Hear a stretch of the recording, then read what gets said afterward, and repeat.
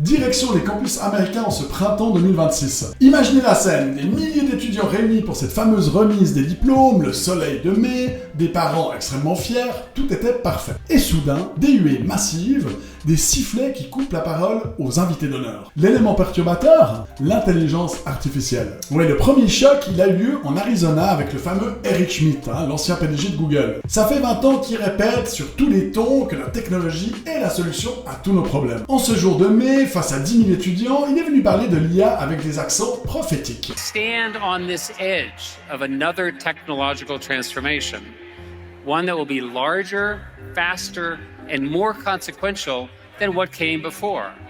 It will touch every profession, every classroom, every hospital, every laboratory, every person, and every relationship you have.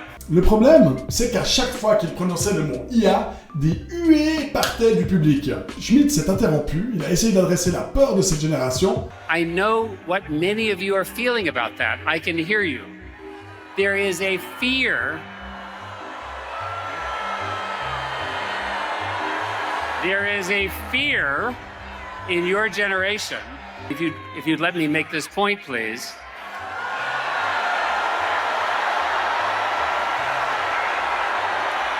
Mais sans succès. Et pour clore son discours, il a sorti cette phrase ultra cliché de la Silicon Valley. Quand quelqu'un vous offre un siège dans une fusée, vous ne demandez pas quel siège. Vous montez à bord, c'est tout. Ça, les étudiants ont moyennement apprécié. En 2026, la génération Z, elle, n'a plus du tout envie de monter aveuglément dans leur fusée. Surtout si elle fonce droit dans le mur du chômage. Même scénario en Floride où une dirigeante économique a dû elle aussi interrompre son discours face à des étudiants en colère après qu'elle ait glorifié l'IA comme la prochaine révolution industrielle. The rise of artificial intelligence is the next industrial revolution.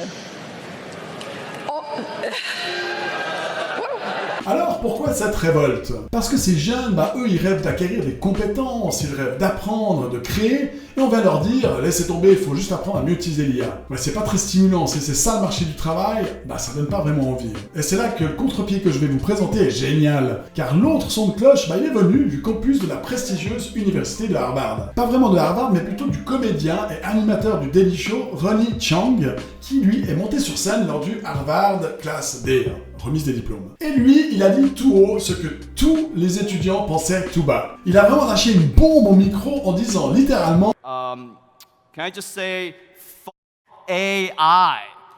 Fuck AI. Fuck AI.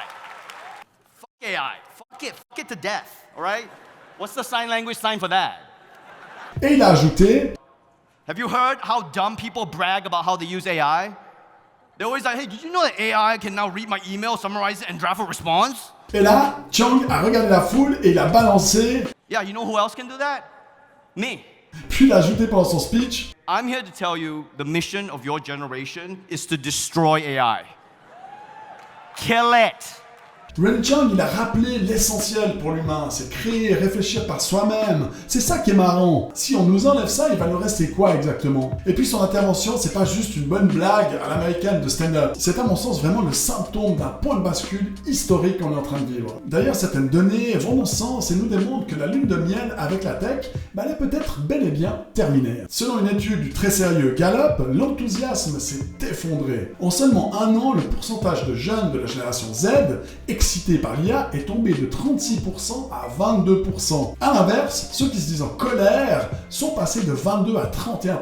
Et cette colère, elle se transforme désormais en résistance active dans les entreprises. Écoutez bien ce chiffre hallucinant. 44% des employés de la génération Z admettent aujourd'hui saboter activement le déploiement de l'IA dans leur boîte. Tout âge confondu, cela représente près d'un salarié sur 3. C'est énorme. Certains vont même jusqu'à truquer volontairement les évaluations de performance pour faire passer les outils d'IA pour moins efficaces qu'ils ne sont. La raison numéro 1 de cette guérilla au bureau, la peur viscérale et légitime de se faire piquer son job. Et le pire dans tout ça, c'est qu'il semblerait que cette guérilla ne soit pas nécessaire. Et oui, malgré un forcing technologique sur l'IA de certaines entreprises, les résultats attendus de productivité ne sont absolument pas là. Selon une étude, 80% des entreprises qui ont commencé à déployer activement l'IA avouent n'avoir observé aucun impact sur leur productivité. On est franchement en plein contre-coup du battage médiatique actuel. Nous avons donc d'un côté le management, poussé par ses actionnaires à déployer massivement l'IA, et de l'autre, des salariés en panique qui protègent comme ils le peuvent